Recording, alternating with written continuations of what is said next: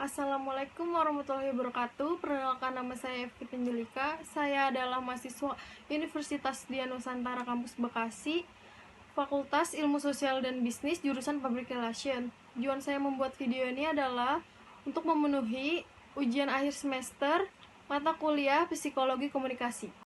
Dalam video ini saya akan membahas pengaruh sistem komunikasi kelompok terhadap receiver dan juga pengaruh media massa terhadap receiver.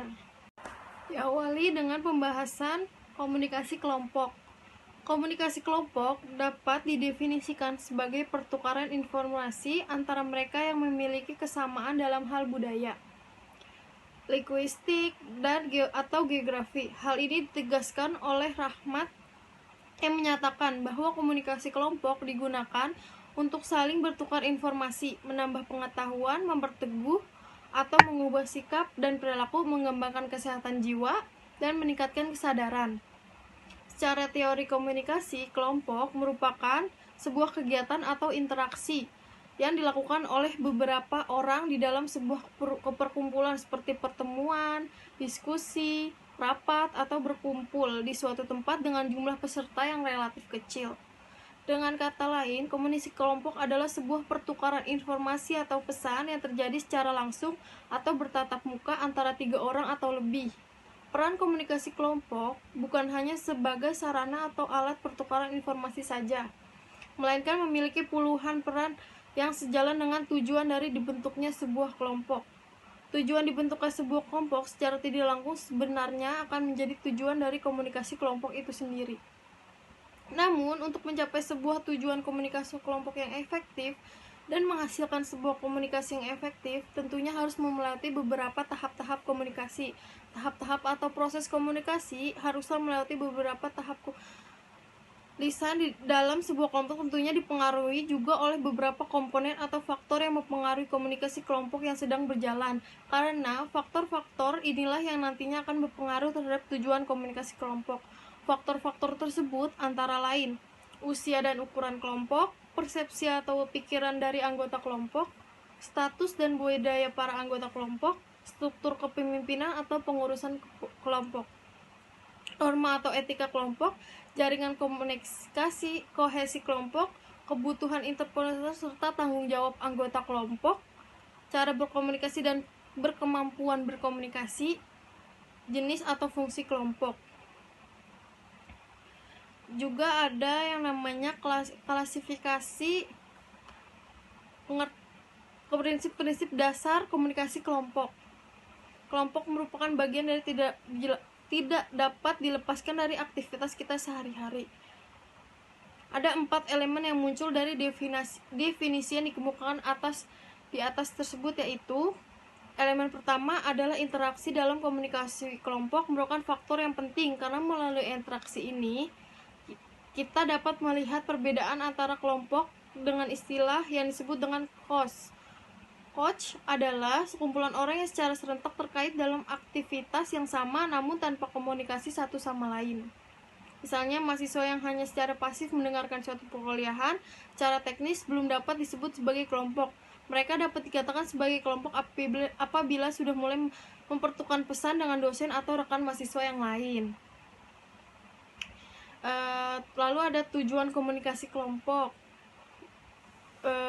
Secara garis besar, komunikasi kelompok memiliki beberapa tujuan sebagai berikut. Di antaranya menjalin hubungan sosial antara individu, menyalurkan ide pikiran, gagasan, saran hingga kritik, menjadi sarana atau alat terapi diri, sarana untuk belajar dan meningkatkan pengetahuan, membuat sebuah keputusan, menghasilkan sebuah solusi, menjadi media penghubung antara pihak, menyusun rencana atau kegiatan kelompok, memecahkan masalah yang dihadapi, mengembangkan.